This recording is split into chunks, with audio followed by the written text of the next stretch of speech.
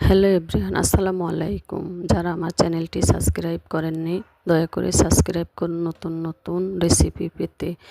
এই যে দেখুন, আমি তেল দিব, তেলের মধ্যে পেঁয়াজ কাঁচামরিচ দিয়ে বাদামি কালার করে একে একে সমস্ত মশলা দিয়ে সুন্দর করে কষিয়ে নিব। কষানো হয়ে গেলে এর মধ্যে আমি লবণ এবং কাঁচামরিচ দিয়ে আবার কিছু সময় কষাবো। আজকে আমি রান্না করব গরুর গোশ এবং খিচুড়ি।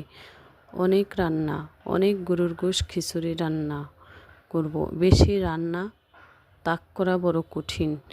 এই যে দেখুন, কষিয়ে আমি একে একে সব কিছু চাল দিব, এর মধ্যে চাল দিয়ে আবার কিছু সময় কষাবো, কারণ এই রান্নার কষানোটাই মেন।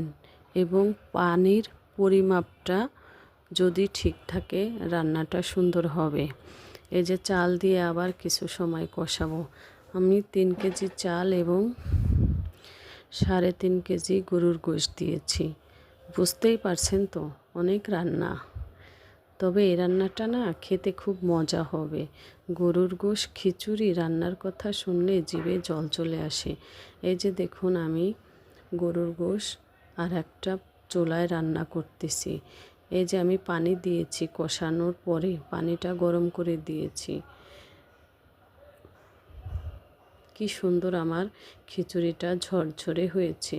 এর মধ্যে আমি এখন গরুর গোশ দেব। গরুর গোশ দিয়ে কিছু সময় উল্টিয়ে পাল্টিয়ে নিব যাতে কোনো জায়গা ফাঁকা না থাকে।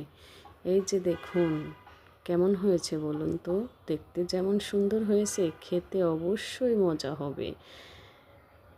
আর আপনারা সবাই ভালো থাকেন, আমার চ্যানেলটি সাবস্ক্রাইব করবেন। আসসালামু আলাইকুম। সাথে থাকার জন্য সবাইকে ধন্যবাদ। এই যে দেখুন গরু গোশ খিচুড়ি।